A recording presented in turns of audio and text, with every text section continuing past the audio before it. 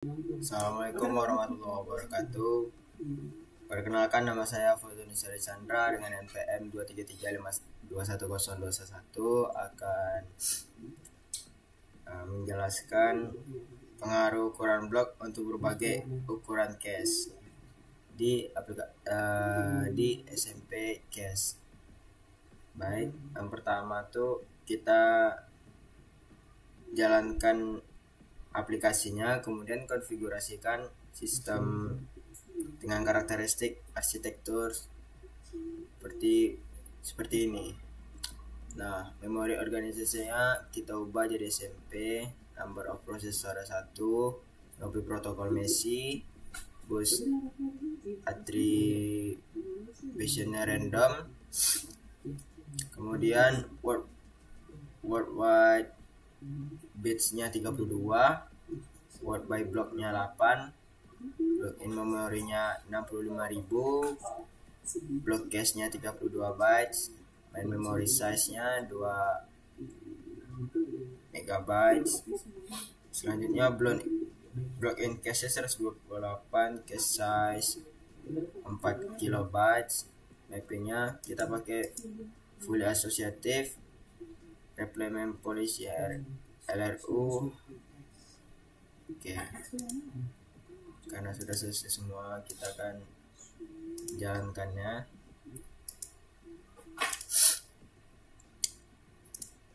Kita kompletkan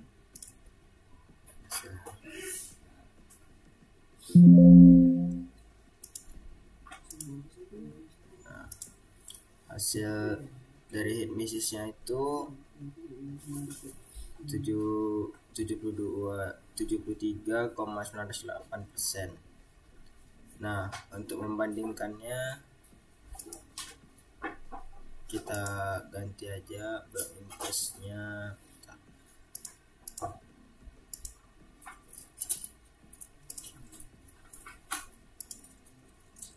Untuk perbandingan kita naik block in cache kita naikkan ke 256. Oke, kita jalankan. Complete.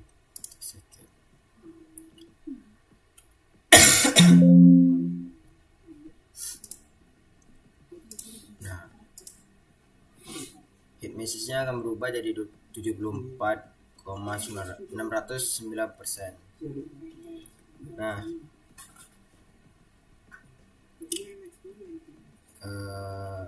yang pertama, apakah miss rate meningkat atau menurun dengan meningkatnya ukuran blok untuk berbagai ukuran cache? Mengapa?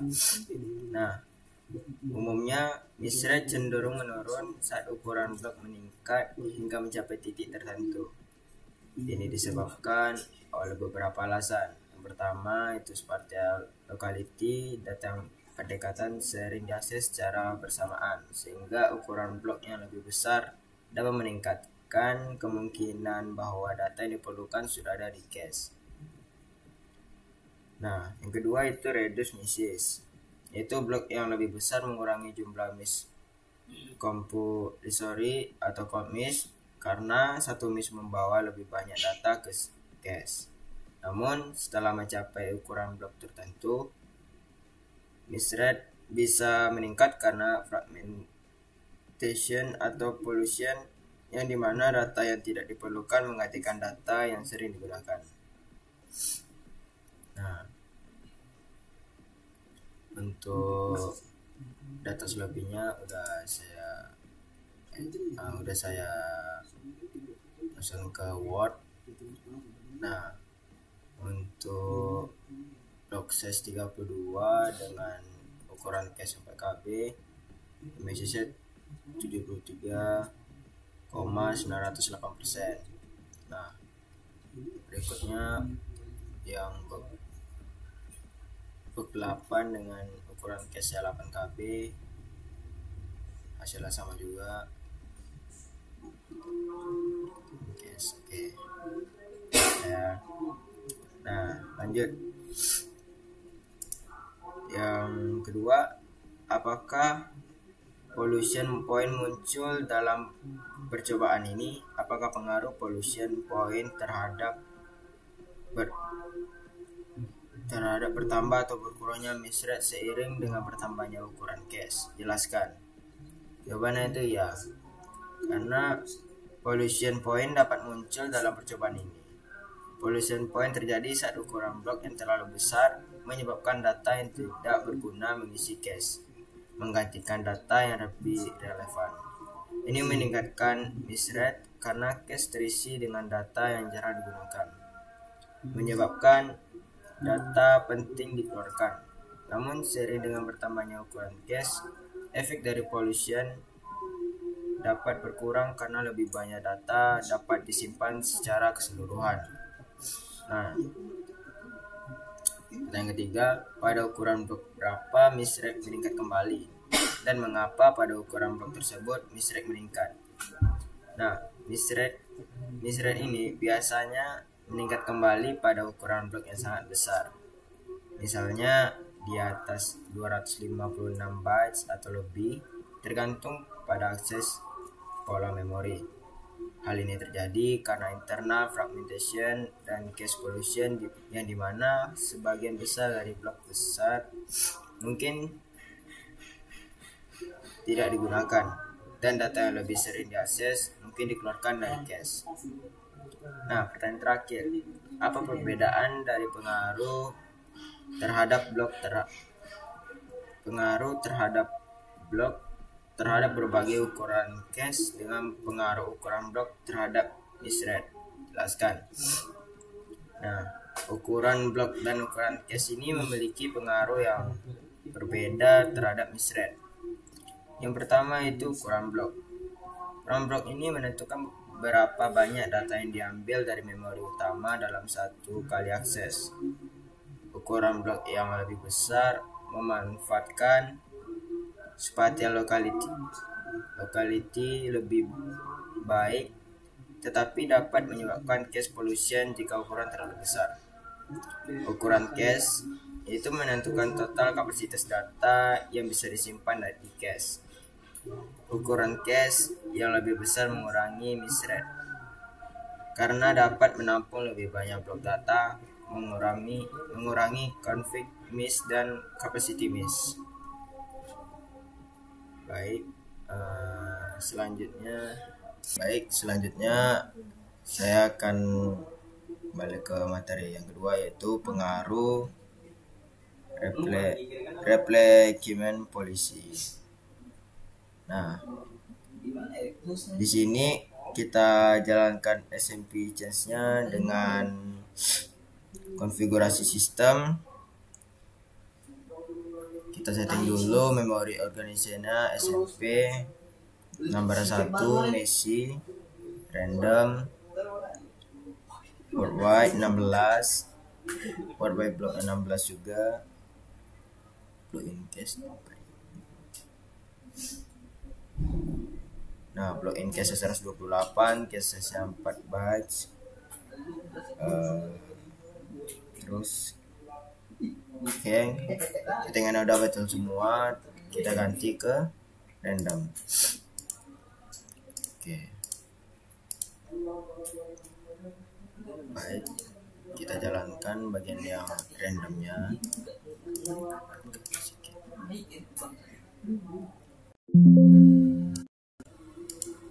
Nah, ini sudah dilihat hit message-nya itu 83,612%. Nah, lanjut kita ganti ke RU, kita jalankan.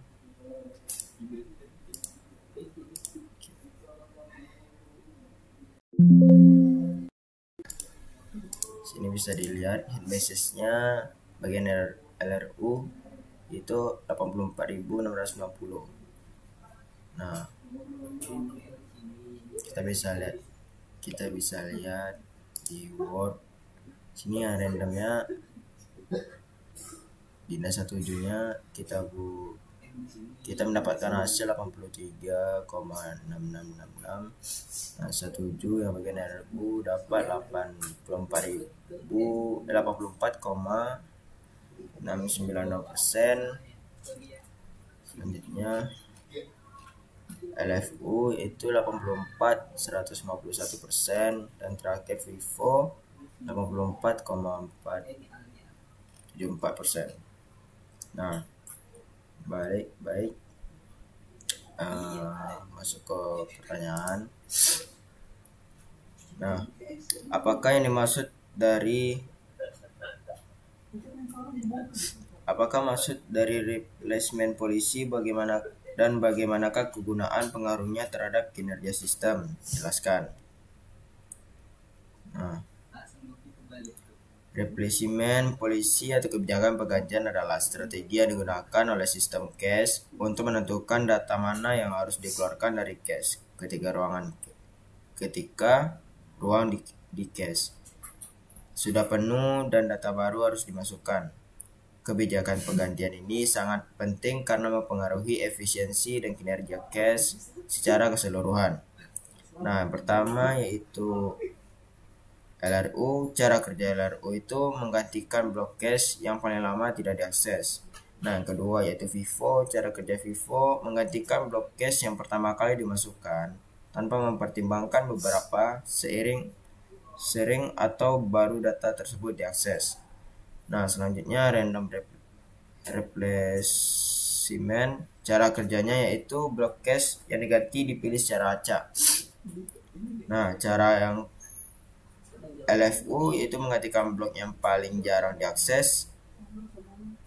Kemudian MRU, cara kerja MRU itu menggantikan blok yang paling baru diakses. Nah, soalan kedua, secara umum manakah replacement policy dengan misthread terbaik dan mana yang paling buruk? Nah, secara umum replacement policy yang memberikan misthread terbaik dan yang paling buruk tergantung pada pola akses data dan beban kerja spesifik. Namun, ada beberapa kebijakan yang secara umum cenderung performanya lebih baik atau lebih buruk dalam berbagai situasi. Yang pertama yaitu LRU.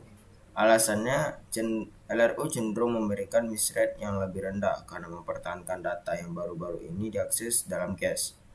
Kedua yaitu RC. Alasannya, RC adalah kebijakan yang lebih canggih dan secara adaptif menyeimbangkan antara frekuensi dan keutuhan akses data. RC biasanya memberikan performa yang sangat baik di berbagai jenis beban kerja. Nah, selanjutnya ada replacement policy dengan misthread yang paling buruk. Pertama yaitu random replacement. Alasannya, memilih blok untuk diganti secara acak tanpa memperhatikan pola akses data, sehingga seringkali mengakibatkan misthread yang lebih tinggi. Nah, yang kedua yaitu FIFO. Alasannya, FIFO menggantikan blok yang paling lama yang ada di cache tanpa memperhatikan beberapa sering atau baru blok tersebut diakses. Ini seringkali mengakibatkan data yang masih relevan diganti lebih awal. Nah, selanjutnya pertanyaan ketiga. Analisa lab, apakah setiap trace file mempengaruhi kinerja dari masing-masing replacement policy? Apakah manfaat kinerja seluruh replacement policy terjadi untuk semua tolak ukur atau bergantung pada file trace-nya? Nah, file trace memiliki pengaruh terhadap kinerja dari sistem kebijakan penggantian. Pengaruh ini dapat bervariasi tergantung pada beberapa faktor seperti yang pertama, jenis kebijakan penggantian. Kebijakan yang berbeda memiliki cara kerja yang berbeda untuk memilih halaman mana yang akan dihapus dari memori. Yang kedua itu karakteristik file trace. File trace yang berbeda memiliki pola akses yang berbeda pula. Pola akses ini dapat mempengaruhi seberapa efektif kebijakan penggantian dalam memilih halaman mana yang akan dihapus. Nah, terakhir metrik kinerja. Metrik kinerja yang berbeda digunakan untuk mengukur kinerja kebijakan penggantian. Dampak file trace pada kinerja kebijakan penggantian dapat berbeda-beda tergantung pada metrik yang digunakan. Nah, Kesimpulannya, jadi tidak semua file trace memiliki dampak yang sama pada kinerja setiap kebijakan penggantian. Dampak file trace kinerja kebijakan penggantian dapat bervariasi tergantung pada jenis kebijakan, karakteristik file trace, dan metrik kinerja yang digunakan. Untuk menentukan apakah manfaat kinerja dari suatu kebijakan penggantian terjadi untuk semua tolak ukur, diperlukan analisis yang lebih mendalam dengan mempertimbangkan berbagai file trace dan metrik kinerja. Nah, selanjutnya yang keempat, kesimpulannya, apakah penggunaan replacement policy yang konkret meningkatkan kinerja sistem? Jika jawabannya adalah ya, secara umum yang merupakan langkah dengan manfaat lebih dari random ke LRU, dari random ke LFU, atau dari random ke FIFO. Mengapa? Jawabannya ya, penggunaan replacement policy yang konkret memang dapat meningkatkan kinerja sistem. Dengan memiliki kebijakan penggantian yang lebih cerdas daripada yang acak, sistem cache dapat lebih efektif dalam mengurangi misread, yang ada gilirannya meningkatkan kinerja keseluruhan dengan mengurangi jumlah akses ke memori utama yang lebih lambat. Yang pertama yaitu dari random ke LRU. Manfaatnya, langkah ini biasanya memberikan manfaat paling signifikan dalam kinerja. Yang kedua, dari random ke LFU. Manfaatnya, langkah ini juga memberikan manfaat signifikan terutama dalam skenario yang dimana beberapa data sering diakses berulang kali selama periode yang lebih lama. Nah, yang terakhir dari random ke FIFO. Manfaatnya, langkah ini memberikan manfaat yang lebih kecil dibandingkan dengan LRU atau LFU. Baik, sekian video dapat saya sampaikan. Apabila ada kesalahan kata, mohon maaf. Saya tutup. Wabillahi taufik wal hidayah. Wassalamualaikum warahmatullahi wabarakatuh.